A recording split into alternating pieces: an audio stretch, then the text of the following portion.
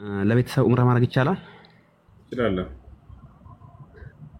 እሺ ዳግመኛ ከቤት ነኝቼ ነው መሄድ የምችለውስ በዛው ማድረግ እችላለሁ? ያው ራቀሱ መስጂድ ዓኢሻ ቅርብ እዛው መካ መለስ ብለህ ከዚያ ኢሕራም አድርገህ ትመለሳለህ። እሺ አመሰግናለሁ። ይሄንን ጠይቅ ነበር።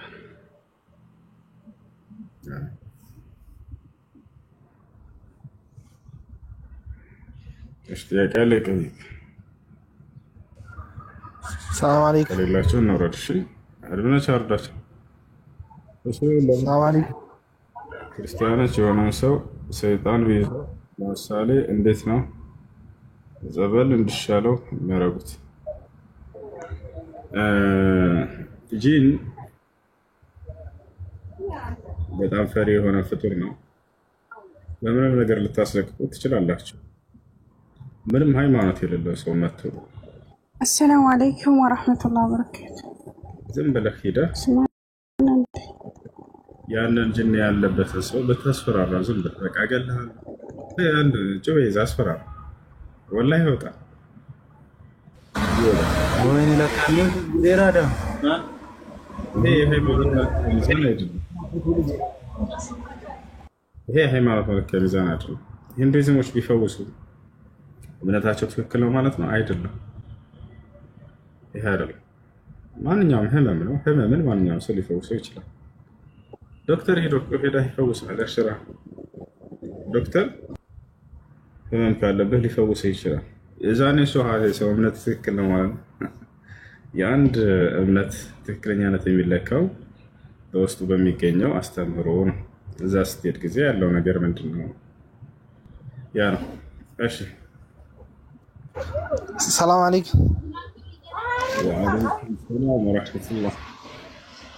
እሱ ቱስባህ ይፈቀዳል እንዴ?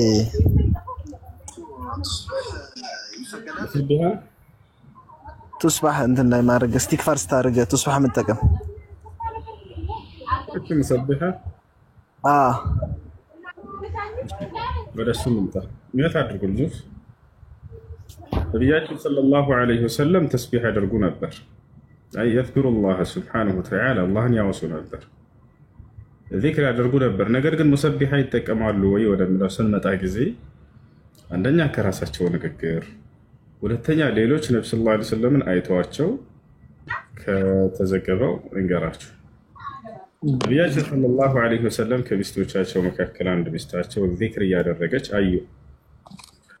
ከዚያ በኋላ ምን አሏት? ሰቢሒላህ ወዐቂዲ ቢአናሚሊኪ ፈኢነሁነ ሙስተንጠቃቱን የውመል ቂያማ።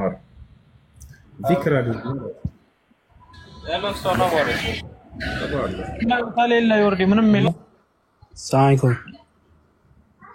እየተናገርኩ ይቅርታ። እሺ ሰቢሒላህ ዚክር አድርጊ አሏት ነብዩ ሰለላሁ ዐለይሂ ወሰለም። ወዐቂዲ ቢአናሚሊኪ በጣቶችሽም ቁጠሪ ፈኢነሁነ ሙስተንጠቃቱን የውመል ቂያማ እነርሱ እነዚህ ጣቶችሽ የትንሣኤ ቀን የቂያማ ቀን እንዲመሰክሩ ወይም እንዲናገሩ ይደረጋሉና አሉ።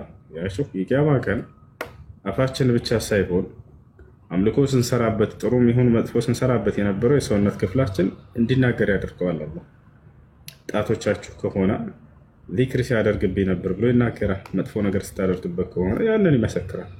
አላህ ይህም በቁርአን ላይ ሲናገር የውመ ተሽሀዱ ዐለይሂም አልሲነቱሁም ወአይዲሂም ወአርጁሉሁም ቢማ ካኑ ያዕመሉን ይላል ሱረቱ ኑር ላይ።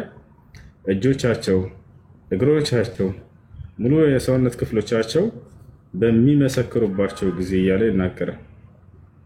ሲሰሩ የነበረውን ስራ የሚመሰክሩባቸው ጊዜ ጥሩም ሆነ መጥፎ ያንን ነገር ይናገራል። እሺ እና ስለዚህ ነቢያችን ሰለላሁ ዐለይሂ ወሰለም በጣትሽ ቁጠሪን ያሏት ባጭሩ። በሌላ ቦታ ላይ አንድ ሰሓባ ታይቶ ሲናገር ካነ ነቢዩ ሰለላሁ ዐለይሂ ወሰለም ዩሰቢሑ ላህ ተዓላ ቢአጥራፊ አናሚሊሂ ልዩምና ነው ያለው። የአላህ መልክተኛ ነቢ ሰለላሁ ዐለይሂ ወሰለም በቀኝ ጣቶቻቸው ጫፍ ተስቢሕ ያደርጋሉ ነው ያለው።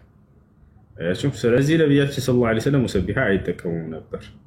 በጣታቸው ነው ተስቢሕ የሚያደርጉት። ሰዎችን የሚያዘዙት በጣታቸው ተስቢሕ አድርጉ ብለው ነው። እሺ ሌላኛው ጥያቄ ሰው እየሰገደ እያለ ከፊት ለፊቱ ማለፍ ሰላት ያቋርጣል እና የሚባለው ነገርስ?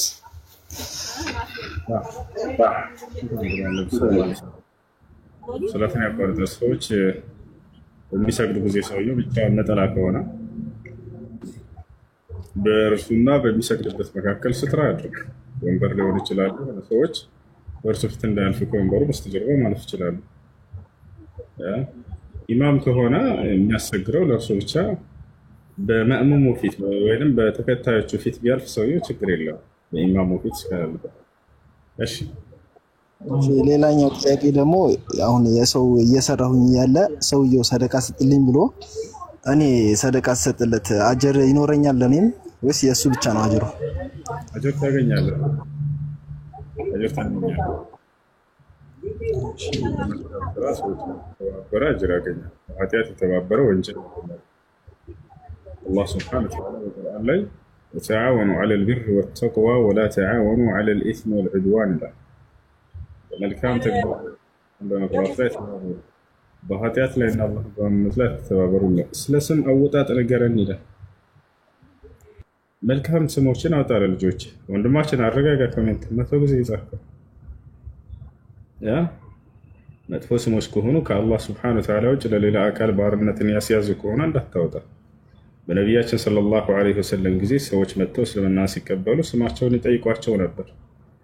ስማቸውን ሲጠይቋቸው ጊዜ ስሙ ከአላህ ውጭ ለሌላ አካል ባርነት ያስያዘን ከሆነ ይቀየሩላቸው ነበር። ለምሳሌ አንድ ሰው ወደ ነቢያችን ሰለላሁ ዐለይሂ ወሰለም ጋር ሊሰልም መጣ። እስልምናን ከተቀበለ በኋላ ስምህ ማን ነው አሉት። እኔ አብዱል ዑዛ አላቸው። እኔ የዑዛ ባሪያ ነኝ አላቸው። ዑዛ ማለት በጊዜው ሲያመልኩት የነበረ የጣዖት ስም ነው። ነቢያችን ሰለላሁ ዐለይሂ ወሰለም ይህን ሰሃባ ምን አሉት? አንተ ለስተ ቢአብድል ዑዛ ኢነማ አንተ አብድላህ አሉት። አንተ ከዚህ በኋላ የዑዛ ባሪያ ሳትሆን የአላህ ባሪያ ነህ ብለው ስሙን ቀየሩለት። ከአላህ ውጭ ለሌላ አካል ባርነትን ያሳዘ ስም ከሆነ ይህ አይፈቀድም። እሺ ሰላም ሰላም ሰላም ወንድም። እሺ ሁሉ ሰላም። ይቅርታና አንድ ጥያቄ ነበረኝ። ወላጆቻችን በእኛ ላይ ያላቸው ሀቅና እኛ ደግሞ በእነሱ ላይ ያለን ሀቅ ምንድን ነው ብታብራራልኝ። እሺ ትጠይቃለህ። በተራ የጠይቁ ልጆች ተረኛ አለ። እሺ ሄሎ ሰላም። እሺ ቦስ ጨርሰሃል? ጨርሻለሁ። በቃ አመሰግናለሁ።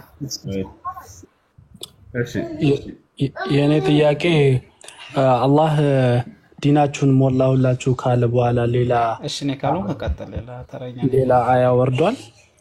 ከወረደስ ስለምንድን ነው የወረደው? ትእዛዝ ነው ወይስ ምንድን ነው የወረደው? እና ከዛ በኋላ ረሱል ምን ያህል ጊዜ ነው የኖሩት? እና ሁለተኛው ጥያቄ ደግሞ ሰላት ስንሰግድ አንዳንድ ሰዎች ቀድመው ሩኩ ይወርዳሉ፣ አንዳንድ ሰዎች ቀድመው ብድግ ይላሉ፣ ቀስ ብለው እንትን ይላሉ። እና ትክክለኛው ሱናው ምንድን ነው?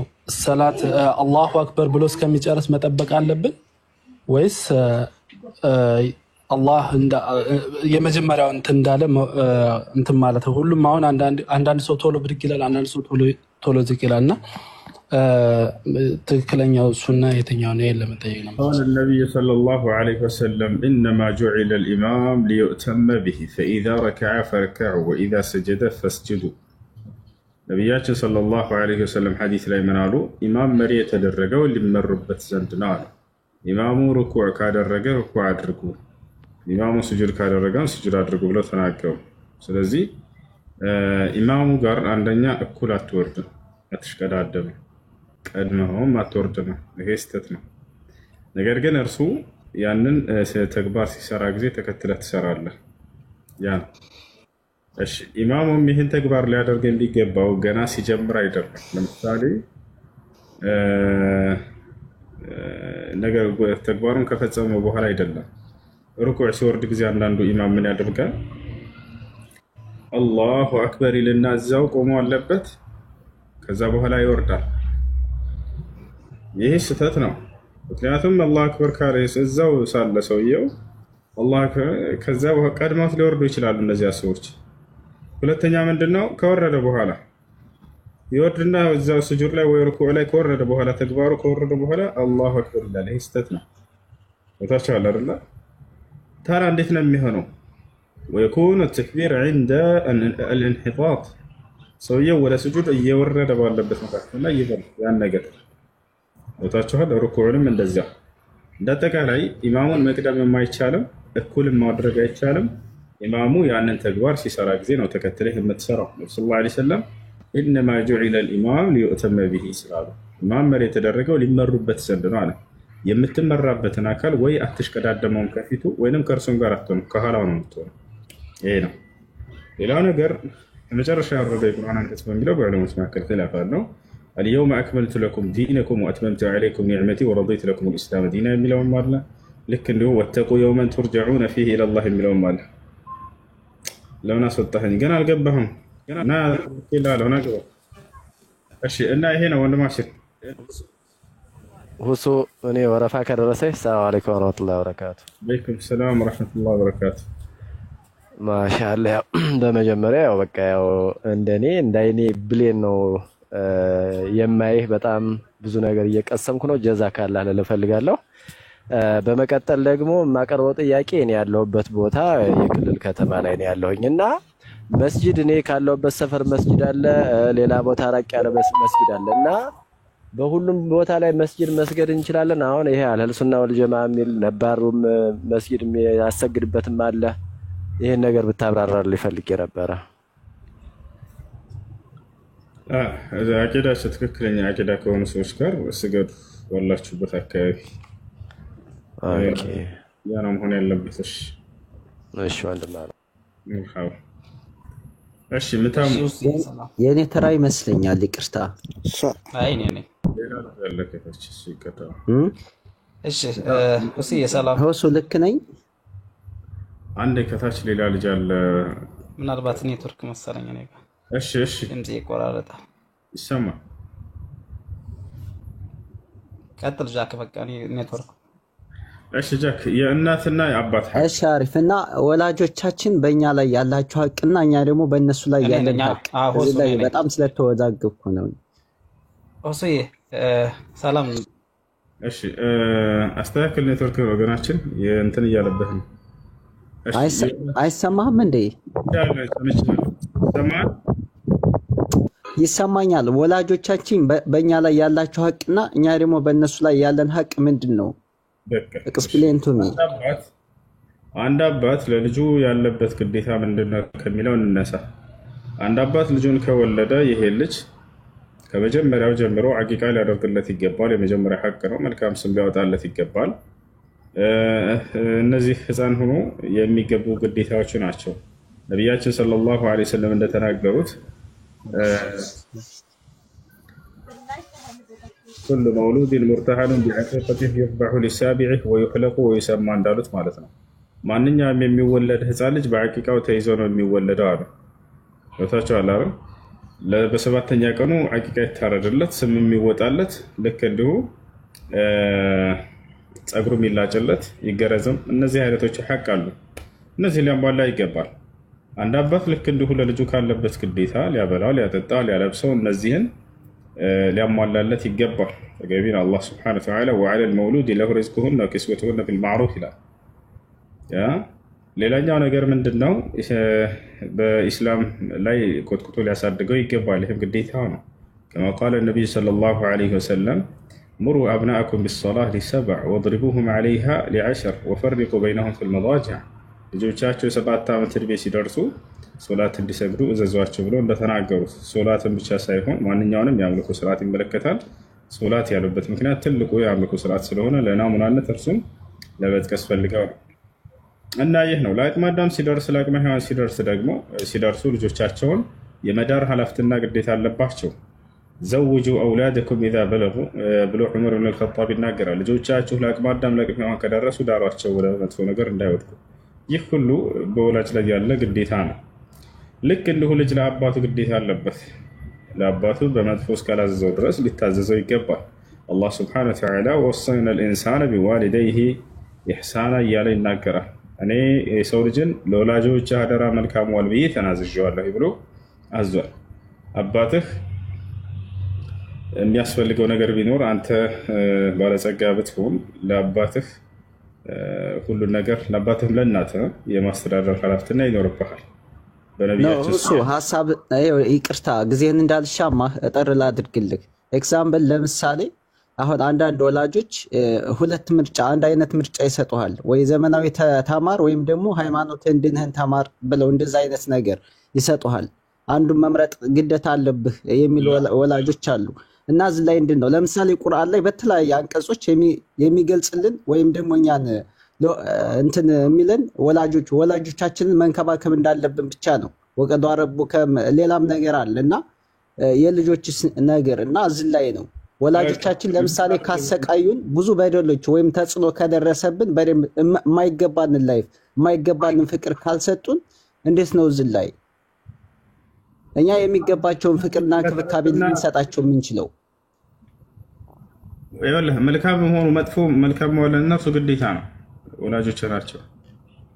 እሱ ከሆነ ጥያቄ አሁን ለነሱ እነሱ ካልተንከባከቡኝ የኔን ሀቅ በአግባቡ ካልተወጡ እንዴት እነሱን በአግባቡ መወጣት የምችለው? አለበት ግዴታ። እንዴት ግዴታ? እኔ ሀቅ የለኝም እንደነሱ ጋር የለህም አላልኩም። ግዴታ ነው። እነሱ መጥፎ መሆኑ ጥሩ፣ እነርሱ በመልካም እስካዘዙህ ድረስ መታዘዝ ግድ ይልሃል። ለእነርሱ መልካም መዋል ግድ ይልሃል። እንዴ መጥፎ መሆኑ ክፉ እንዴ መጥፎ ከሆነ እኔ ህይወቴን ካመሰቃቀለብኝ አሁን ፋዘሪ አባቴ እንዴት ነው ቆይ እሱን መንከባከብ የምችለው? እኔ ህይወቴ እንዳልነበረ ካደረገብኝ ለምሳሌ ምን አድርጎ አመሰቃቀለበት? አንሳና ያደረገህን ጠይቅና በዚያ ላይ የእስላምን ብይን እንገር። ለምሳሌ አንተ ጥሩ ስኬታማ ሰክሰስፉል ያደረገህን ንገረኝና በዚያ ላይ የእስላምን ብይን ልንገር። ይኸውልህ ሰክሰስፉል እንዳትሆን ለምሳሌ አሁን አንድ ወላጅ አለ አሁን ገጠር ስፔሻሊ ገጠር አሁን እሱ ገበሬ ከሆነ አንተ ገበሬ እንድትሆን የሚፈልጉ ወላጆች አሉ። በቃ የዛኔ አንተ የተሻለህን መልካሙን ነገር ትመርጣለህ። ታስረዳውና አባዬ ይሄ እንደኔ ጥሩ አይደለም፣ የተሻለ ነገር እንዲህ አለ ብለህ ረጋ ብለህ ታሳውቀውና ከዚያ ያንን የተሻለውን ትመርጣለህ። ይሄን ተማር ብሎ የሆነ ትምህርት አይነት ሊያቀርብልህ ይችላል። አይ ከዚህኛ የተሻለው ይሄ ነው አባዬ ብለህ አንተ ረጋ ብለህ ማስረዳትና ከዚያ ያንን መሄድ። እምቢ ቢልም እንኳን ያንን መታዘዝ አለብኝ ሆይ ላ የሚጎዳኝን ነገር አባቴ አድርግ ብለኝ አታደርግም እንደው እያልኩህ ነበር። በሚጠቅምህ ነገር ላይ በመልካም ነገር ላይ ትታዘዘዋለህ፣ በሚጎዳና በመጥፎ ነገር ላይ ግን አትታዘዘውም እያልኩ። ሰላም አለይኩም ሁሱ። አይ አሪፍ ነው ግን አልተዋጥልኝም። እሺ አመሰግናለሁ። አይዞህ።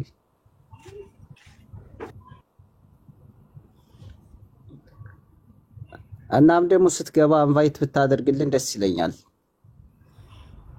አይ እሺ ጥያቄ አለ ይቀጥል። ሰላም አለይኩም ኡስታዝ። ሌላ ልጆች አሉ። አለይኩም ሰላም። ከታች አላስ ጠይቁ። እሺ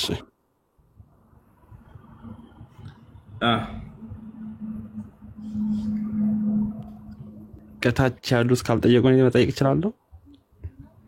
እሺ ጠይቅ። በቃ ዝም አሉ። እሺ እስልምና ስለምንድን ነው አራት ሴት ማግባት የተፈቀደው? እሱን ታስረዳኝ። ሙስሊም ነህ? አዎ። እሺ አምላክ አላህ ሱብሓነሁ ወተዓላ ለቀደምት ነብያትም ልክ እንዲሁ ደግሞ ለዚህ ትውልድም ከአንድ በላይ ማግባትን ፈቀደ።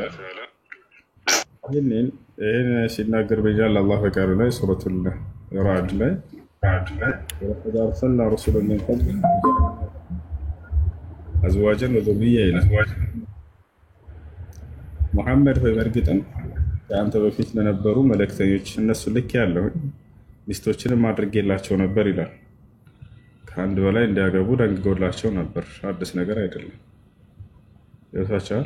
ከአንድ በላይ የተደነገገበት ለምንድን ነው? አሁን ጥያቄው አንድ ሰው ከአንድ በላይ እንዲያገባ የተደነገገበት የአምላክ ፍላጎት ምንድን ነው? ከዚህ ከተባለ መልካም ትውልድን አፍርቶ የአምላክን ሕግና ስርዓት የሚጠብቁ የአምላክን ሕግና ስርዓት በምድር ላይ የነቢያት ተተኪ ሆነው እንዲያስተላልፉ ጥሩ ትውልድን አፍርቶ ለመሄድ ነው። እዚህም ነው አምላክ አላህ ሱብሓነሁ ወተዓላ ስለ ትዳር ባነሳ ቁጥር ስለ መልካም ትውልድ አስከትሎ ያነሳል። ሙስሊም ከአንድ በላይ ሲያገባ ጊዜ ይሄ ነው ዓላማው ሊሆን የሚገባው። የአምላክም እሳቤ ይሄ ነው። ነብዩ ሰለላሁ ዐለይሂ ወሰለም ተዘወጁ ልወሉድ አልወዱድ ፈኢኒ ሙካሲሩን ቢኩም አልኡመም የውም አልቂያማ ነው ያሉት። አግቡ ካሉ በኋላ የማግባትን ዓላማ ሲናገሩ ምን አሉ? እኔ ትንሣኤ ቀን በርካታ ተከታዮችን አፍርቼ በመምጣት እደሰታለሁና ፎክራለሁና እያሉ ይናገራሉ። አያችሁ፣ መልካም ትውልድን መልካም የነቢያት ተከታይ አፍርቶ ለመምጣት ሲባል ነው ከአንድ በላይ እየተደነገገው። ልክ እንዲሁ ደግሞ ነቢያችን ከተናገሯቸው ምክንያቶች መካከል የተቃረቡ ዘማን السنة كالشهر والشهر كأسبوع والأسبوع كيوم واليوم كالساعة السلام عليكم. النساء حتى يكون الرجل الواحد ل50 امرأة. وعليكم السلام. مشي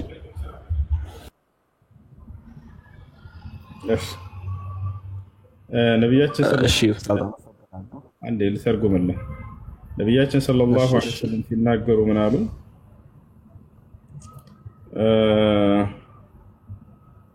ነቢያችን ሰለላሁ ዐለይሂ ወሰለም እዚህ ሐዲስ ላይ ወደፊት ቂያማ በሚቃረብ ጊዜ አሉ ጊዜያቶች በጣም ያጥራሉ አሉ።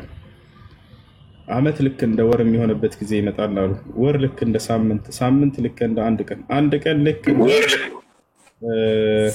መብረቅ በለሽታለች አይደለ? ቦግ ብላለም ወተኩን ከልበርቃ ልክ እንደዛ ይሆናል ካሉ በኋላ ወየቂል الرجال አሉ ወንዶችም ያንሳሉ በዚያን ጊዜ አሉ። ወተክثሩ النساء ሴቶችም በጣም ይበዛሉ አሉ። ያያችሁ حتى يكون الرجل الواحد ل50 امرأة እንደው አንድ ሰው ለ50 ሴት እስኪሆን ድረስ አሉ። እንደው 50 ሴት ያግባ ሳይሆን እንደው ቢመደብ ሰው ብዛትን እየገለጹ ነው። እንደዛ እስኪሆን ድረስ አሉ። ታዲያ ሴቶች እንደዚህ የሚበዙ ከሆነ ወንዶች የሚያንሱ ከሆነ አምላክ ህግና ስርዓት ሊያወጣ ይገባል። ዝሙት ባልሆነ መንገድ ሸሪዓዊ በሆነ መንገድ ኒካህ አድርገው ሰዎች ትዳራቸውን የሚኖሩበት አንድ ለአንድ ብቻ ይሁን ከተባለ እነዚህ ይሄ ብዙ የሆነ ትውልድ የሴቶች ትውልድ ምን ሊደረግ? ሰው ናቸው። እንደማንኛውም ሰው ስሜት ይኖራል። መጥፎ ነገር ሰይጣን አለ፣ ፍላጎት አለ። ወደ መጥፎ ነገር ሊወስዳቸው ይችላል። ያ ነገር ያ እንዳይሆን ዘንድ አምላክ በሸሪዓዊ ህግና ስርዓት ደነገገው ማለት ነው። ይህ ነው። እሺ የሰዎችን ብዛት ለመግለጽ አንድ ከ50 ሴት ጋር የሚለው የሰዎችን ብዛት ከመግለጽ አንፃር ነው። እሺ ከላይ ያለው ሰላም። እሺ ኡስታዝ አመሰግናለሁ። የሆነ ክርስቲያን ሊጠይቁኝ ነው እና ጥሩ መልስ ነው። እሺ አመሰግናለሁ። በእነሱ ላይም የተከለከለ ነገር የለም። እሺ ንገረው። ከሱ ከሆነ ያመጣለት ጥያቄው መጽሐፍ ቅዱስ ላይ አንድ ቦታ ላይ ከአንድ በላይ አታግቡ ብሎ እግዚአብሔር የተከለከለበት ቦታ አለ ወይ በለው። ከአንድ በላይ ማግባት ክልክል ነው የተናገረበት አለ ወይ በለው። ወፍ የለም እንደ ክርስትና። እሺ እና ደግሞ በዚያው አጋጣሚ ኡስታዝ አንተ ጋር ገብተው መወያየት አይፈልጉም። የሆነ ዳቁን ነውና እኔ ሜንሽን አድርጌው ነበር አንተን እንዲከታተል አልፈለገም፣ ፈርቷል። ለምን እንደሆነ እኔ እንጃ። እንግዲህ አላህ ይጠብቅ አንተንም። እናመሰግናለን። እሺ ከላይ ያለው ልጅ አያምሄር ሰላም። አሎ ሰላም ሰላም፣ እንዴት ናችሁ? ደህና ነኝ። ሰላም ናችሁ? አለን አልሐምዱሊላህ። እሺ ብዙ ሻሃዳ ማለት እፈልጋለሁ፣ ግን መጀመሪያ አንድ ጥያቄ ነበረኝ። እሺ ጥያቄሽ ምንድን ነው? ማለቴ ሻሃዳ ማለት የፈለኩት በዚህ ረመዳን አካባቢ ነበረ እና ሻሃዳ አልያዝኩም፣ ግን ጾም ምናምን ጀምሬያለሁ። ግን አንድ ጥያቄ ነበረኝ። እሺ ጥያቄሽ ምንድን ነው? አንዳንድ ጊዜ እስልምና ቦታ እኔ ወደዚህ እንድመጣ ያደረገችኝ አንድ ጥሩ ጓደኛ እህት አለችኝ። እሷ ናት ወደዚህ እንድመጣ ያደረገችኝ። ግን ትንሽ ፍርድ ቤት አለ፣ ትንሽ ሴቶች አይወክንም፣ ጓደኛ ሰለባ ናት። ግን እሱ ነገር ትንሽ ለሴቶች ሳይሆን ወደ ውስጥ ገብቼ ለማንበብ ሞክርልኝ። ሸሪዓ ቤት ላይ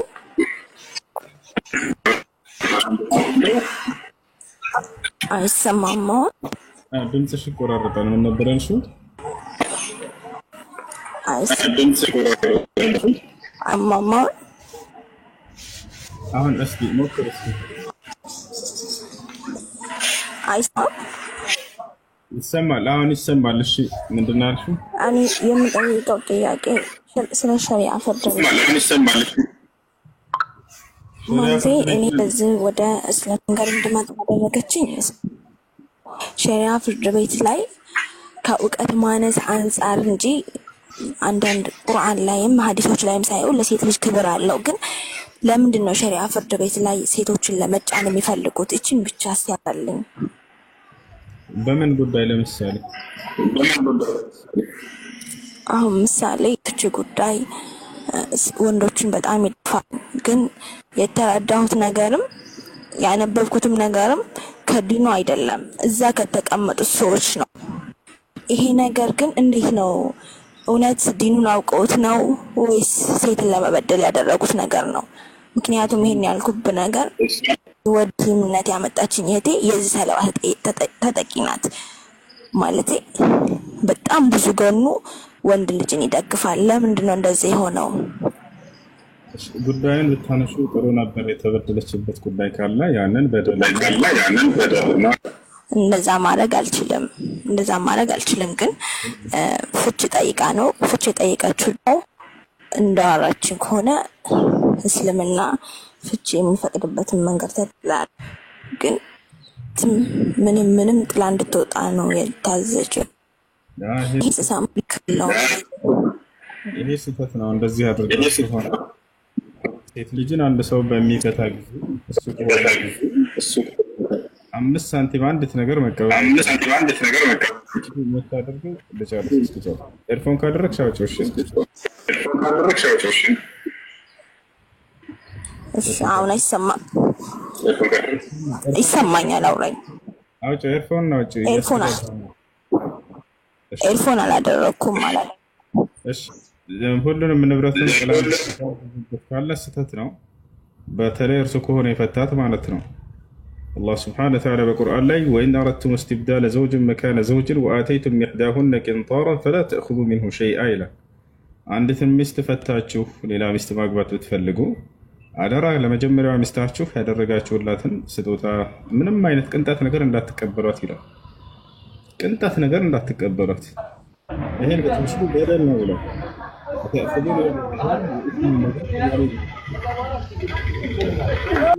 አይፈቀድም፣ አይቻልም። ይሄን አድርጎ ከሆነ እሺ። እሷስ ከሆነ ፍቺ የጠየቀችው አሳማኝ በሆነ ምክንያት ከሆነ አሁንም ሐቅ አላት፣ ትችላለች። ያለምንም አሳማኝ ምክንያት ቢሆን ለምሳሌ በትዳሩ ላይ ሌላ ሰው ላይ ማግጣ እንደዚህ ሌላ ሰው ፈልጋ ወርታ በትዳሩ ላይ ሰላም አለይኩም ፈልገም የተሻለ ህይወት ያኛ ይሰጠኛል ብላ እንትን ብታደርግ የዛን የራሱ ያላት የራሷ ንብረት ካለ እሱን ሊቀበላት አይገባም። ያን ንብረቷን ይዘት ትሄዳለች። ያገባት ጊዜ የሰጣትን ምህር ብቻ ትመልስለታለች። ይሄ ነው መሆን ያለበት። እሺ ሰላም አለይኩም ኡስታዝ። እያወራህ ነው ወንድም አንዴ። እሺ ጨርሰሻል?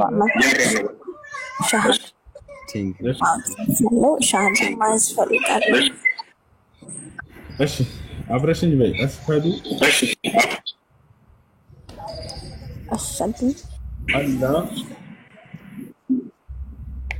አላህ ኢላሃ ኢለላህ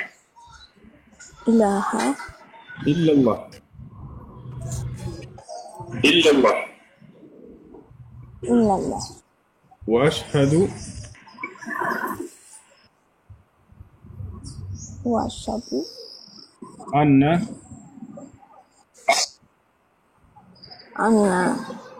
محمدا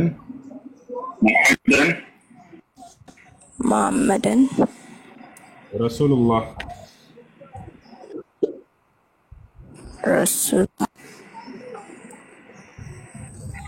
رسول الله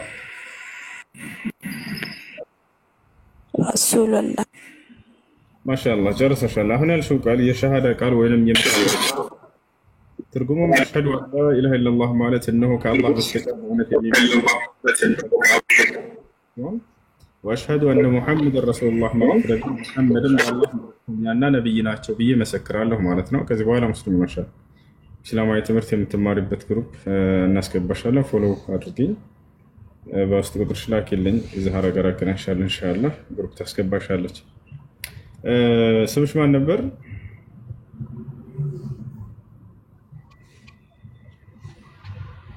ስምሽ ማን ነበር እህታችን? የት ላይ ነሽ? እሺ እስከዛ ሃይደር ኔትህን አንሳው። ሰላም አለይኩም ኡስታዝ። ወአለይኩም ሰላም። አንዴ ኸይረዲን አለ ይቅርታ ጋር አንዴ ኸይረዲን አለ። እሺ አያምር ካለሽ ስሜትሽን አንሺው። ቀጥል። እሺ ሰይድ ኑር ቀጥል። ኡስታዝ እንዴት ናችሁ? አይሰማም? ይሰማል። ሰይድ ማን ነበር? ያው ስሜ ያው ሀበሻዊት ነው። ኦኬ ደስ የሚል ስም ሀያት ሀበሻዊት። እሺ ሀያት ብለን እሺ ጥያቄ ያለ ይቀጥል። ሰላም አለይኩም። በአላህ በጣም ረብሽ ትምሳለ። ሰላም አለይኩም። ሰማለሁ። ቀጥሉ። እሺ ድምጼ ይሰማካል? አዎ ይሰማል። እሺ የኔ ጥያቄ የዛሬ አመት ለፍጥል ለሴትዬ 100 ብር ሰጠዋትና 3 ኪሎ ሩዝ ገዝተሽ መስጊድ ላይ ስጪልኝ ብዬ ሰጠዋት። ግን ገዝታ ሰጥታለች አልሰጠችም። ደግሜ አልጠየኳትምና ይኸው ሳልጠይቃት አመት ሆነኝ። አሁን አብሬ መውጣት ነው ያለብኝ ወይስ ደግሞ እንደሰጠ ይቆጠርልኛል? እርግጠኛ ሆኖ አረጋግጡ ሰጣችሁልኝ ወይ በላቸው ጊዜው ከመድረሱ በፊት። እሺ እሺ ሰላም አለይኩም። ወአለይኩም ሰላም ወራህመቱላህ። እሺ ሰይድ እንዴት ናችሁ? አልሐምዱሊላህ። እኔ ጥያቄ የሚፈጥርብኝ ነገር ማለት ነው እንትን ዘካ ማለት ነው። አንድ ሰው ሱቅ እየሰራ በዱቤ ነው የሚሰራው። እቃ የሚገባው አጠቃላይ በዱቤ ነው። እሺ ስለዚህ የራሱ ገንዘብ ብዙ ጊዜ አይኖረውም። ያው ትርፉም ምኑም ከራሱ ነው። በቃ ወጪውም ከዛ ከእቃው ላይ ነው የሚያነሳው። ይሄ ዘካ በሱ ላይ እንዴት ይታያል ለማለት ነው። ድጋማ ይቅርታ። አሁን አንድ ሰው ሱቅ ላይ ሲሰራ ማለት ነው እቃ የሚያመጡለት ልጆች በዱቤ ነው የሚቀበለው እሱ ማለት ነው። በዱቤ የተቀበለ እየሰራ እየሸጠ ነው የሚከፍለው እቃው ለነሱ ማለት ነው ዱቤውን። ስለዚህ ዘካው እንዴት ይታያል? ማውጣት ግዴታ ይወጀበታል ወይ? የራሱ የሆነ ንብረት ካለው ያ ንብረቱ ዘካ اذا بلغ النصاب وحال عليه الحول فقد وجب فيه الزكاه هنا አንድ ሰው የዘካ መጠኑ ደርሶበት አመት ከሞላበት ያ ገንዘብ የራሱ ንብረት ካለ አይደል የራሱ ገንዘብ ከሰው ተበድሮ የሚያንቀሳቅሰው ገንዘብ ከሆነ በዚህ ላይ ዘካ የሚኖርበት የራሱ በሚሆን ጊዜና ራሱ ንብረት ላይ ዘካ መጠኑ ሲሞላ ጊዜ ነው። አመት ሲዞርበት የዛኔ ዘካ ያወጣል። ያናሽ እሺ ጀዛኩሙላሁ ኸይራን። እሺ ጥያቄ ያላችሁ ልጆች?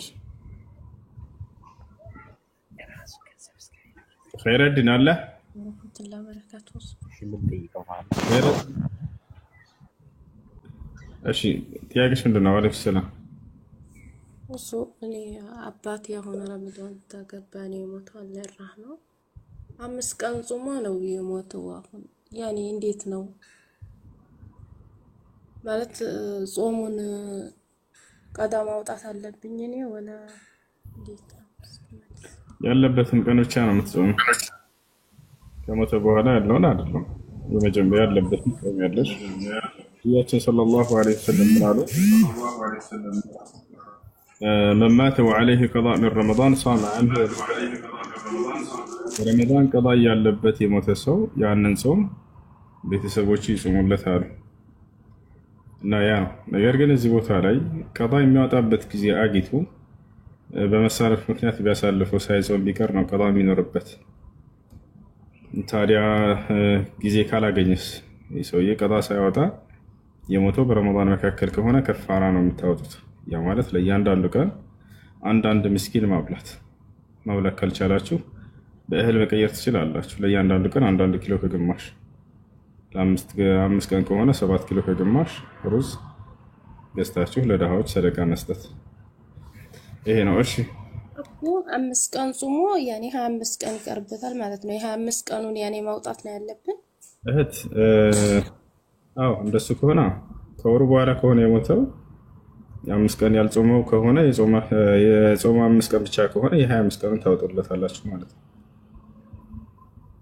እሺ እሺ ሌላስ ደግሞ ያኔ አሁን እንደዚህ በሀገራችን ያኔ በገጠር አካባቢ እንዲሁ ዝም ብለው ያኔ ከብት ምናምን አርደው ሰደቃ ነው የሚሉት። ያኔ ያስ እንዴት ይታያል? ማለት እኔ ገንዘብ ልኬ ምናምን ነው እንደዛ ሆነ እያወጡ ገንዘብ ልካችሁላቸው ለድሃዎች ሰደቃ ቢያበሉ ይቻላል።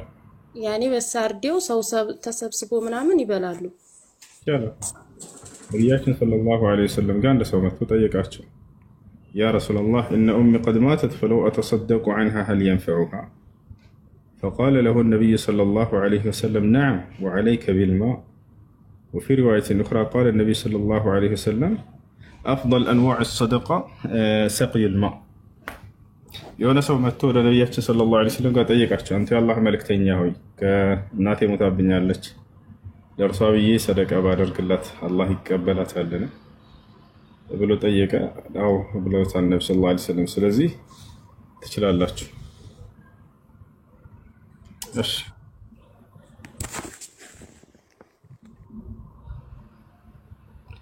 እሺ ቀጥሉ።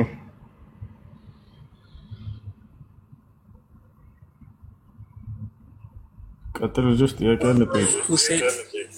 እሱ እኔ ልጠይቅህ? ጠይቅ።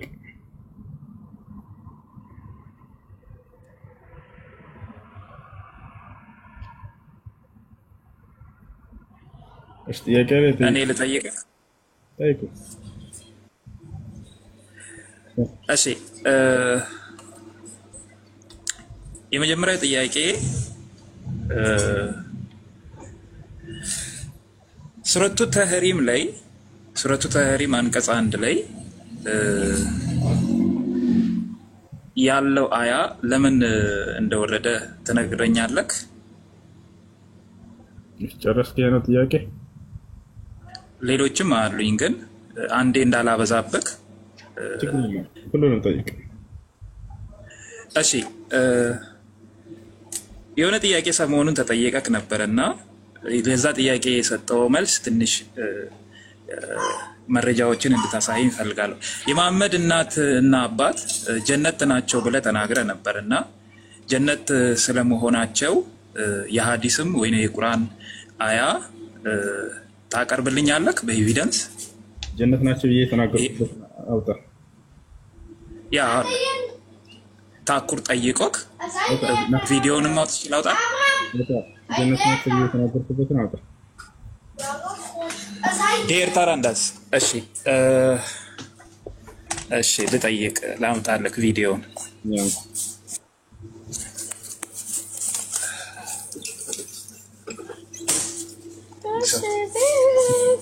ጥያቄ አለ? ዳጊ ሰላም። ሌላኛውን ጥያቄ ላቅርብልህ እስከዛ ቪዲዮን እስካወጣል። አውጣ ትቀጥላለህ። ዳጊ አውጣ።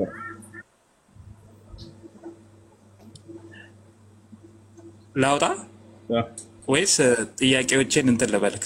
ከዛ ቪዲዮን አውጣልሃለሁ። አውጣ። እሺ አንደኛ ስልኬን እየከፈትኩ ነው።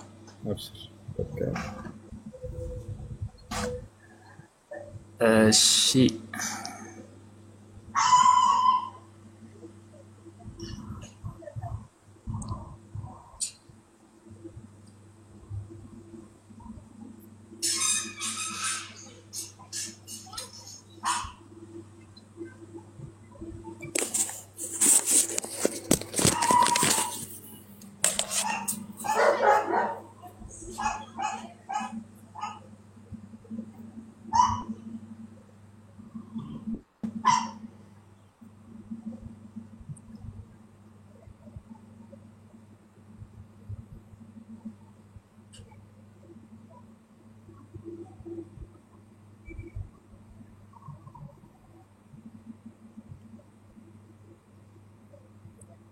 እሺ ዳጊ አለ?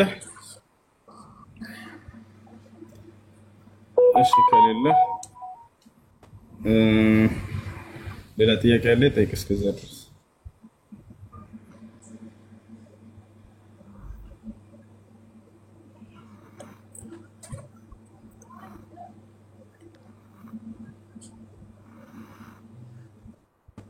እሺ እኔ ልቀጥል። እሺ አንድ ጊዜ ልጨርስ። እየጠበቅነው ነው።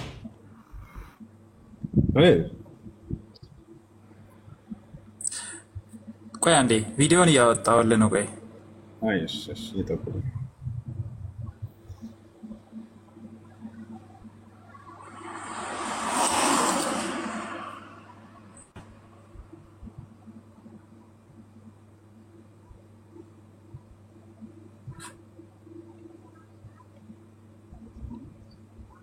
يا سلام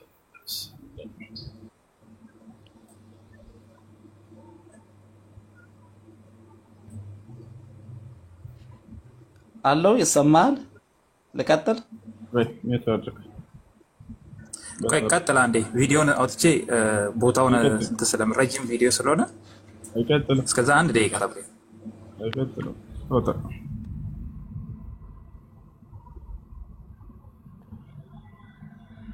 እሺ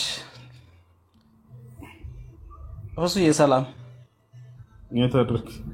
በተረት ጠይቃለሁ።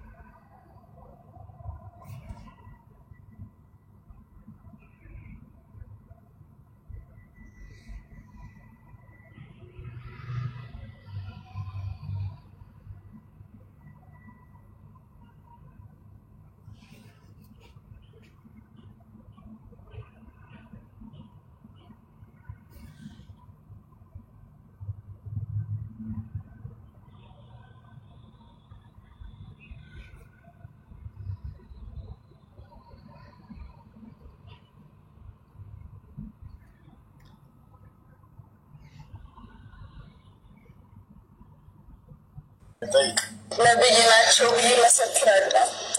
ነብይ ናቸው ብዬ መሰክራለሁ። አይተዋሉ ማለት እንደጀመሩ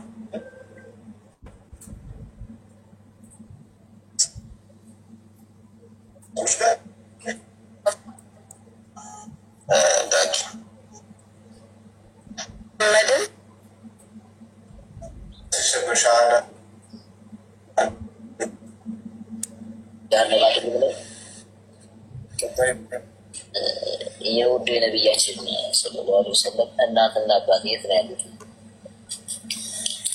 የነቢያችን ሰለላሁ ዐለይሂ ወሰለም እናትና አባት ከአህለል ፈትራ ናቸው። አህለል ፈትራ ማለት ነው ያለፈውን ነብይ ያላገኘ ቀጣዩን ነብይ ያላገኘ በመካከል ዘመን ላይ ዘመን ላይ የደረሰ ማለት ነው። እነዚህ ሰዎች ደግሞ ነገ የተሳይ ቀን ይጠይቃሉ ከአምላክ ፊት እንጂ ለማለት ተብሎ መወሰን አይደለም። ይሄ ነው ማለት ከአህለል ፈትራ ናቸው። አቢ ወአቡከ ፊ ናር የሚለው ሐዲስ ያ ነገር አባታቸው ነው ያሳደጋቸው። አቡ ጣሊብ እርሱ ደግሞ ቀርቦለት ነበር፣ ነቢይ አግኝቶ ነበር። እርሱን እንደ አባት ይጠራሉ። አረቦች አጎትን አባት ብለው ይጠራሉ። ያ ነው እንጂ አባታቸው አብደላህ ዒሳንም አላገኘም። ያለፈውን ነቢይ ሰለላሁ ዐለይሂ ወሰለም አላገኘም አለ። እናታቸው ማሚና እንደዛ ዒሳንም አላገኘም። ያለፈውን ነቢይ ሰለላሁ ዐለይሂ ወሰለም አላገኘችም። የነቢይነት ዘመናቸው ላይ አብደላህ የሞተው ነቢዩ ሰለላሁ ዐለይሂ ወሰለም አባት ነቢያቸው ሰለላሁ ዐለይሂ ወሰለም ከመወለዳቸው በፊት ነው። ገና ተረግዘው ሳሉ ማለት ነው። ልክ እንደሆነ ነቢያቸው ሰለላሁ ዐለይሂ ወሰለም እናታቸው ራሚላ ደግሞ የሞተችው ገና ነቢያችን ሰለላሁ ዐለይሂ ወሰለም ነቢይ ሳይሆኑ በፊት ገና ሕፃን እያሉ እና ይህ ነው ከአህለል ፈትራ ናቸው የሚል ሙሐመድ አሚን ኢማም ሙሐመድ አሚን አሸንቄር። እሺ አህለል ፈትራ ናቸው ብለህ ተናግረሃል እና በቃ ምን ነበር ያልከው? አህለል ፈትራ ነው ምናምን ብለሃል። የተፈጠሩበት ቦታ መሰለኝ እንደዛ ነው የተረዳሁት። ቅድም ስጠይቅ ምን ነበር ያልከው? የጀነት ናቸው ተናግረሃል ብለህ ነው ያልከው አይደለ? ያ በቃ ጥሩ። የጀነት ናቸው የሚል ቃል አለ። እኔ በዛ ነው የተረዳሁት። ገሃነም አይደሉም ስትል ገሃነም አይደሉም ስትል ቆይ ሁሴን እንረዳ። ገሃነም አይደሉም ስትል እኔ የተረዳሁት ጀነት ነው ወይ ያለው ሁለት ነገር ነው፣ ጀነትና ሲኦል ነው ያለው። ሁለተኛ ላይ ጋር ያለ ማስረጃ በተው ነው። ሁለተኛ ላይ ጋር ያለ ማስረጃ በተው ነው። የጀነት ናቸው ብለሃል። እኔ የተረዳት እንደዛ ነው አለ። ክርስቲያኖስ ይሄ ነው እንግዲህ ሁሴን ብሎክ አድርጎኝ እያለ ይዋሻቸዋል። የሆነ ቪዲዮ ደርሶኛል ስለሚፈራኝ እያለ ይናገራል። የዛሬ ብዙ ጊዜ ከዛሬ ስንት ከዓመት በፊት ምናምን ተገናኝተናል። የሆነ ጊዜ ላይ ልክ እንዲሁ እየዋሸ ማለት ነው። ገብታችኋል አይደለ?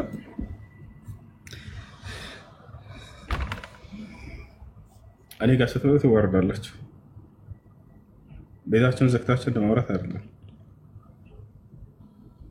ከአንድ ጥያቄ አታልፉ። ቤታቸው አሁን ይሄንን ላይፋቸውን ከፍተው ሁሌ ሲያወሩት የሚሉት ነገር ነው። ሁሴን የጀነት ናቸው ብሏል እያሉ እኔ የጀነት ናቸው የሚል ቃል አልተናገርኩም። የምናገረውን አውቃለሁኝ። ታቻላህ ከአህለል ፈትራ ናቸው። አህለል ፈትራ ማለት ደግሞ ቀጥታ ሰውየው የጀነት ነው ማለት አይደለም። እኔ የተረዳሁት እንደዛ ነው አለ። እንደገና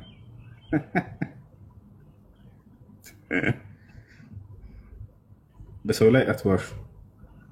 ሰው ያላለውን ብለዋል እያላችሁ ወገኖቻችሁን አትዋሿቸው። ከታች ያሉት ልጆች ታቻላህ ከአህለል ፈትራ ማለት ነው አንዴ ላስረዳችሁ ይህንን ጉዳይ።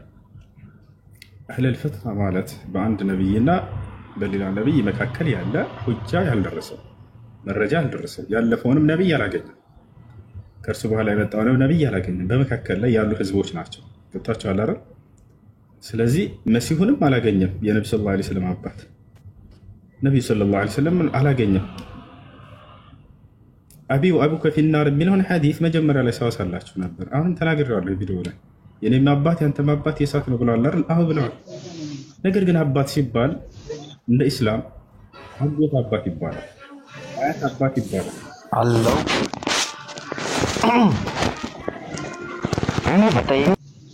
ወላጅ አባትም አባት ይባላል። ገብታችኋል አይደል? ነገር በማስረጃ ከቁርአንም ከሐዲስ ማሳያቸዋለሁ። ለምሳሌ በሱረቱል በቀራ ላይ አጎት አባት እንደሚባል አጎት አባት ይባላል። ገብታችኋል አይደል? በሱረቱል በቀራ ላይ ያዕቁብ ዓለይሂ ሰላም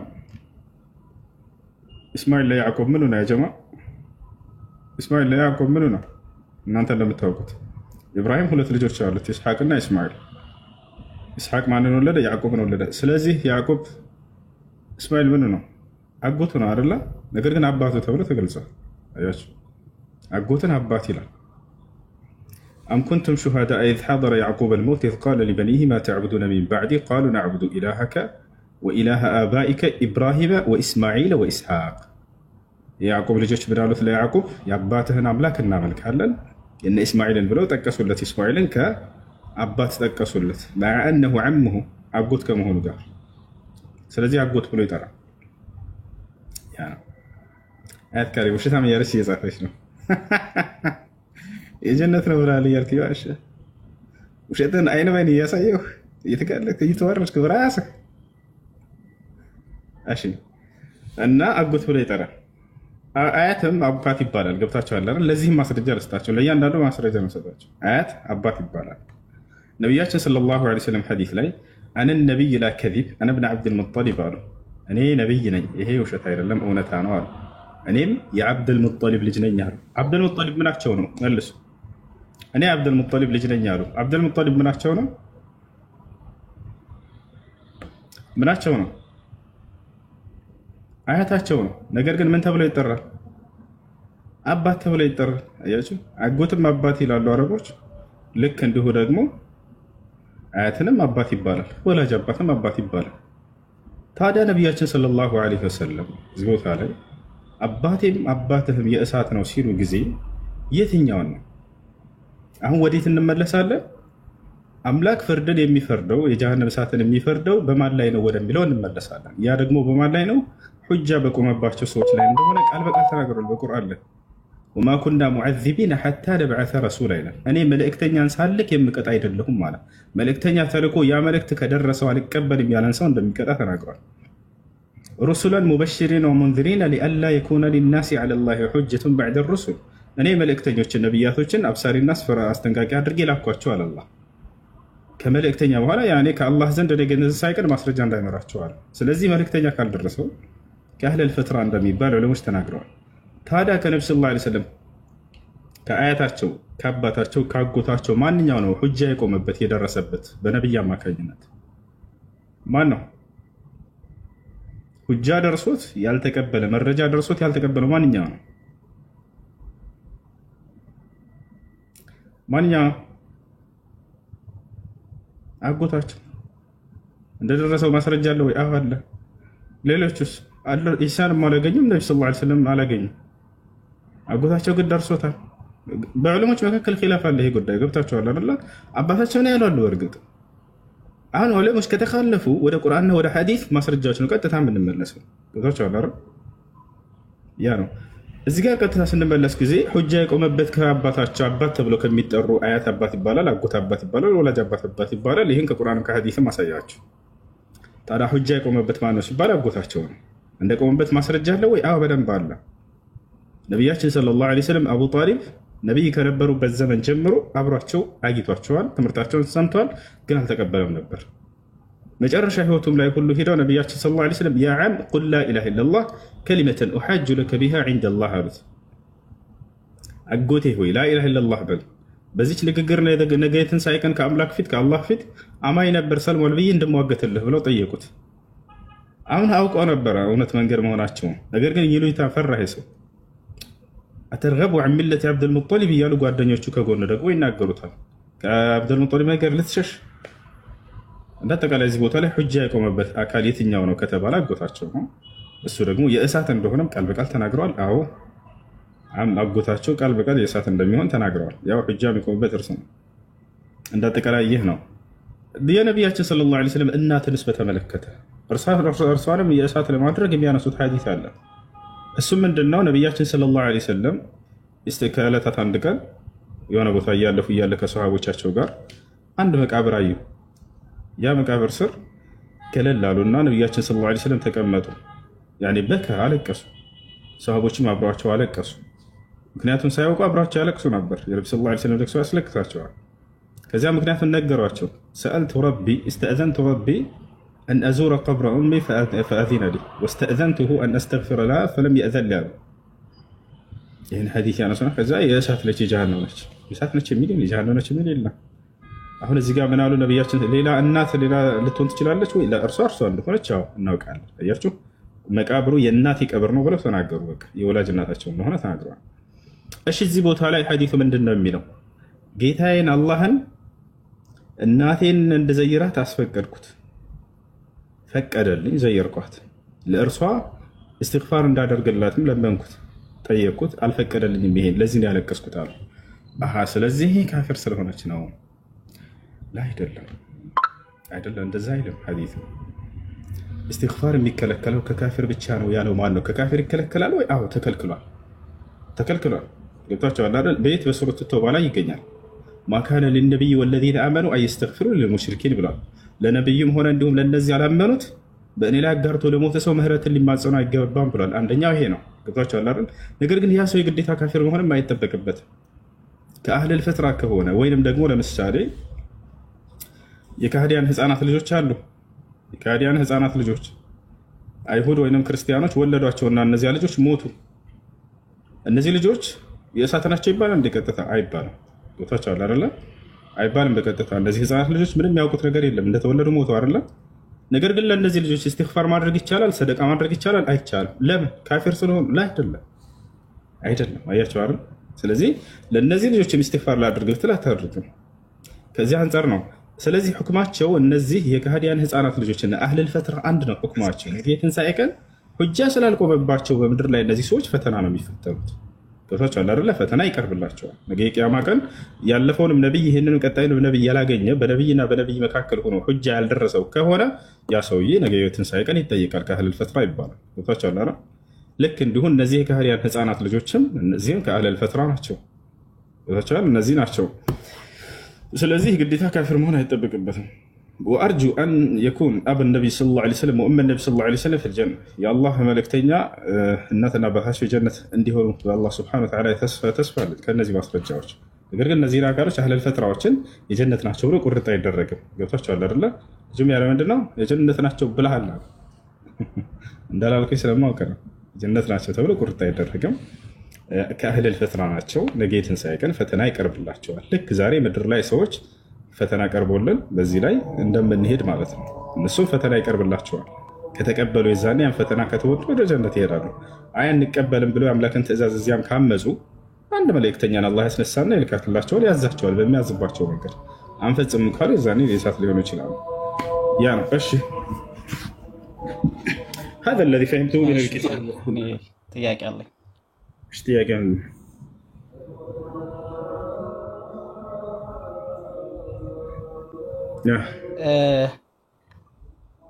አላህ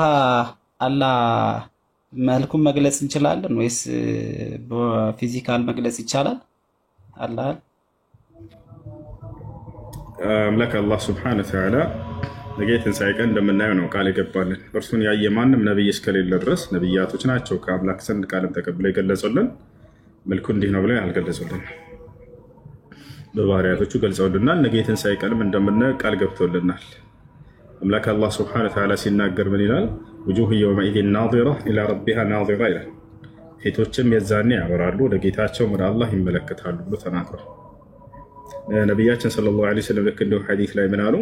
ኢነኩም ሰተረውነ ረበኩም የውመል ቂያማ ሚስለ አልቀመር ከልቀመሪ ለይለቱል በድር ላ ቱዳሙነ ፊ ሩእየቲሂ አሉ። እናንተም የትንሣኤ ቀን ጌታቸውን አላህን ታዩታላችሁ ብለው ተናግረዋል።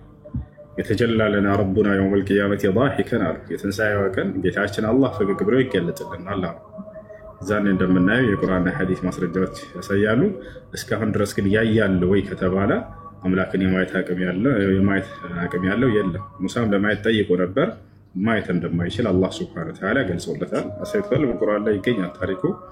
ወለማ ጃአ ሙሳ ሊሚቃቲና ወከለመሁ ረቡሁ ቃለ ረቢ አሪኒ አንظር ኢለይክ ቃለ ለን ተራኒ ወላኪን እንظር ኢለል ጀበል ፈኢን እስተቀረ መካነሁ ፈሰውፈ ተራኒ እያለ ይናገራል።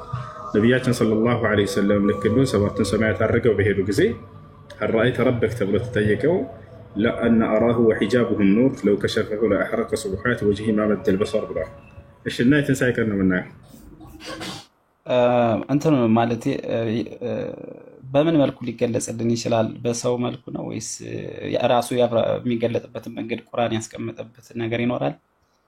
ራሱ የትንሣኤ ቀን የዛኔ እንደምናየው ነው የነገረን እንጂ ምን መልኩ ወይ ማንነቱ ምን እንደሚመስል አናውቅም።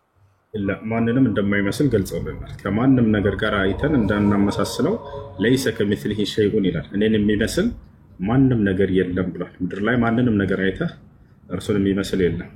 መላእክትንም ሆነ ጋኔንም ሆነ ሰውንም ሆነ ምንም ነገር እንደማይመስል እናውቃለን። ትክክለኛ ማንነቱን የዛኔ የትንሣኤ ቀን እንደምናየው ነግሮናል። አንድም ነቢይ እንኳን በድፍረት አይቻለሁ ብሎ አምላክን ተናግሮ የሚገልጽ ለህዝቡ የለም። እሺ፣ ስለዚህ ቅርጹን አናውቀውም ማለት ነው። የትንሣኤ ቀን ግን ነው። እጅና እግር እንዳለው እኮ ነግሮናል። እጅ አለው ታፍ አለኝ ምናምን ይላል። እሱ ሌላ ነው። እግዚአብሔር ብብት አለው፣ እጅ አለው፣ ያጨበጭባል፣ ከንፈሮች አሉት፣ ያፏጫል። እናሳየህ ማስረጃዎች። አውቃለሁ። እግሮች አሉት፣ ይራመዳል። አላህም እጅ አለኝ፣ 2 እጅ አለኝ፣ የቀኝ እጆች ይላል። ታፍ አለኝ ይላል። እግዚአብሔር ብብት አለው ምን ትላለህ? አላህ ግን ብብት አለኝ አላለም። እግዚአብሔርማ በኦሪት ማነው በኦሪት 3:26 ላይ ሰው እንደሚመስል ነግሮናል። እኛም በእሱ አምሳል ስለተፈጠረን በአምሳሉን የፈጠረን እኛን ነው የሚመስል፣ ሁሉን ነገር እኛን ይመስላል። አላህ ግን ምን ይመስላል ነው ጥያቄ። ምናልባት ሰው ካልመሰለ ምን ቅርጽ ሊኖረው ይችላል? እኛ የትንሣኤ ቀን ነው የምናየው አልኩኝ። አጭር ነው መልሱ። አሁን ዛሬ ላይ ያየዋለው ያየ የለም ማንንም እንደማይመስል ሰው ማየት እኮ አናየውም እኮ ያየ የለም። ግን ምን ይመስላል ራሱን አልገለጸላችሁም። ራሱን እንደዚህ አይነት ነው ብሎ የገለጸን ነገር የለም። ነገ የትንሣኤ ቀን የምናየው ነው። ማንንም እንደማይመስል ግን ነግሮናል። አሁን እዚህ ጋር እግዚአብሔር ብብት አለው ይላል። ብብት አለው እንደ እግዚአብሔር አለው? ሰው ይመስላል እኮ እሱ አልኩህ። በአምሳሌ ሰውን ፈጠርኩ ነው የሚለው። ስለዚህ እኛ እሱን ነው የመሰለን። አምላካችን ይወደናል ራሱን አስመስሎ ስለፈጠረን። እናንተ አብ ነው እየጠየኩኝ ያለው። አብም እንደዛ ነው እንዳንተ ነው? አዎ ይኸውልህ፣ በአምሳሉ ነው የፈጠረን። አምላካችን እኛን ነው የሚመስል አልኩህ እኮ። ከዛ አንጻር ነው የአላህን እንትን የጠየኩህ። አንዱ አይደለም፣ ስለ ሶስቱም አምላኮች ነው እየጠየኩኝ ያለሁት። አብም ወልድም መንፈስ ቅዱስም አንድ አይነት ናቸው። ቅርጻቸው እንደ ሰው ነው። አዎ ልክ ነህ። ኦሪት 3:26 ላይ በአምሳላችን ሰውን በግብራችን በአምሳላችን እንፍጠር ይላል። እኛ አምላካችን ነው የምንመስለው፣ አምላካችንም እኛን ይመስለናል። አላህ ምን ይመስላል ነው እንግዲህ። የአላህ ቅርጽ ግራ ስለገባኝ ነው። አብም ወልድም መንፈስ ቅዱስም ከጥንት ጀምሮ አብረው 3 የተደረደሩ አካሎች ናቸው። 3 ሰዎች የሚመስሉ። አዎ ይኸውልህ፣ እሱን ልጠይቀኝ ከፈለኩ ወደ ክርስትና አስረዳሃለሁ። ግን አሁን የኔ ጥያቄ እንድታስረዳኝ ነው። ስለዚህ አብም ወልድም መንፈስ ላስረዳ፣ እሱን ላስረዳ። እንደነገርኩ የእኛ አምላክ እኛን ነው የሚመስል፣ በአምሳሉን የፈጠረን ይወደናል፣ ማንነቱንም ገልጾልናል። እስከ መጨረሻውን መጀመሪያውን እሱ ሁሉን ነገር እናውቃለን ስለነገረን። እናንተ እንዴት አልነገራችሁም? ቅርጹ ምን ይመስላል? ሰው ወይስ እባብ ወይስ ውሻ? እንዴት ስለ አንዱ አይደለም የምጠይቀው፣ ስለ ሶስቶችም አምላኮች ነው። አብም ወልድም መንፈስ ቅዱስም ከጥንት ዘመን ሳይቆጠርላቸው በፊት ጀምሮ 3 የተደረደሩ ሰዎች ናቸው። የሰው ምስል ናቸው፣ እንደኔ ናቸው። እንደዚህ 3ቱም ከጥንት ጀምሮ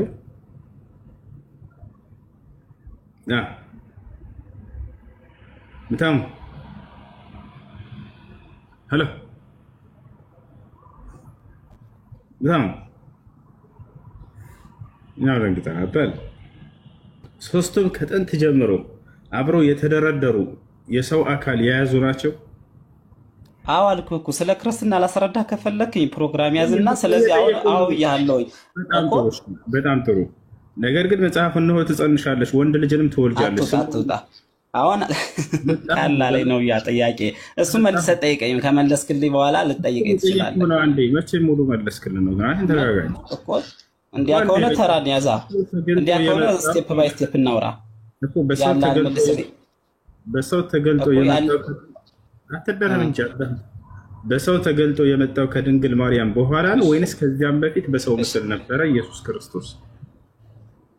ኔትወርክ እያቆራረጠ ነው። ይቅርታ እንግዲህ አይቆራረጥም፣ ሙሉ ነው ኔትወርክ። በሰው ተገልጦ የመጣው አንዱ የሥላሴ አካል ከዚያም በፊት ጀምሮ ነው ወይንስ ከድንግል ማርያም በኋላ ነው? ምክንያቱም መጽሐፉ የሚለው እነሆ ትጸንሻለሽ ወንድ ልጅንም ትወልጃለሽ ስሙንም ኢየሱስ ትይዋለሽ ነው የሚለው።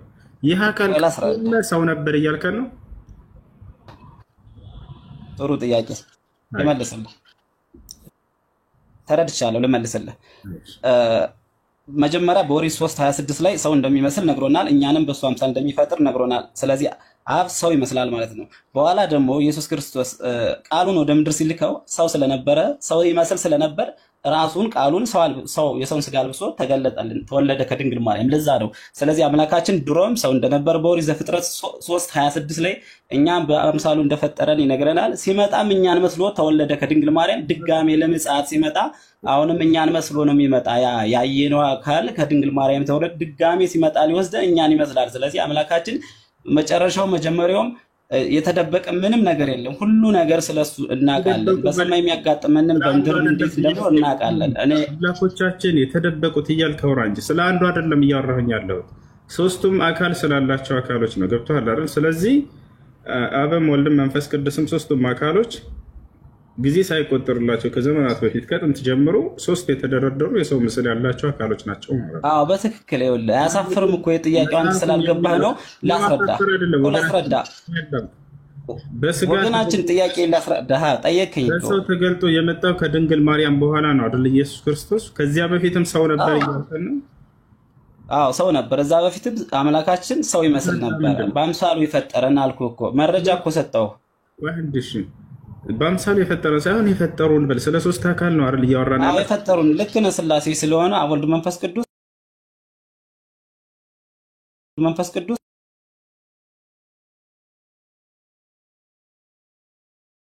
ቅዱስ እንደዛ ናቸው ማለት ነው። ነገር ግን ተሳስተሃል። አንድ አምላክ ሶስት አካል አንድ አምላክ ነው የምንለው እንዴ አይደል? እነዚህ ሶስቱ አካሎች አብም ወልድም መንፈስ ቅዱስም ታይተዋል እያለን ነው። ገብቶሃል አይደል? አሁን እዚህ ቦታ እነዚህ ማለት ናቸው እያለን ነው። እሺ እግዚአብሔር ምን ይላል? ኦሪት ዘፍጥረት ምዕራፍ 18 ላይ ለአብርሃምም ታይተውታል ሶስቱ አካል ወልድ መንፈስ ቅዱስ ድሮም አሉ አሁንም አሉ ቀጣይም አለ። አንድ አምላክ ሶስት አካል ነው። ስለዚህ ይሄን እኮ መጽሐፋችን የምናምነው ነው።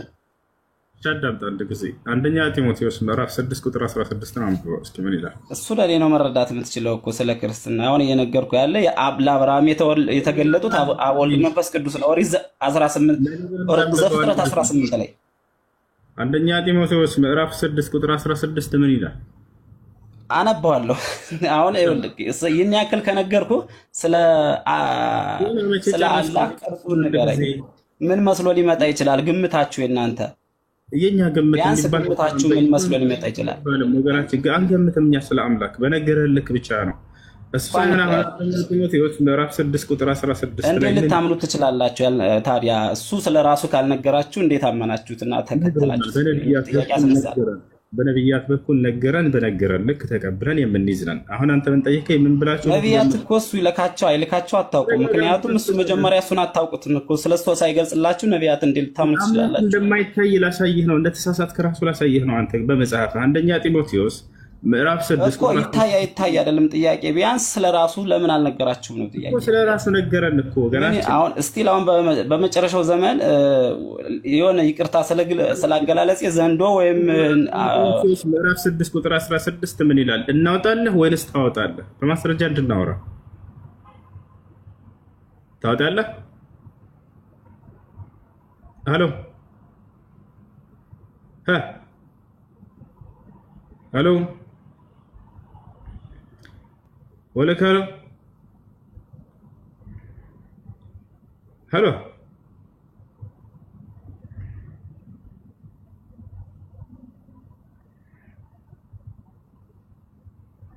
والله بلاش زيوتا አዲስ አስተምሮ ክርስቲያኖች ካላችሁ ምን አለ? አብም ወልድም መንፈስ ቅዱስም ሶስቱም አካሎች ከጥንት ጀምሮ በሰው ምስል ያሉ ሶስት የተደረደሩ አካሎች ናቸው አለ። ይጉዳግር እሺ ልኬልሻለሁ። ግቢ መግባት ፈልጋለሽ? ወሱ አሰላሙ አለይኩም። ወአለይኩም ሰላም። አንዴ ከላይ ያለችው ልጅ ታውራ።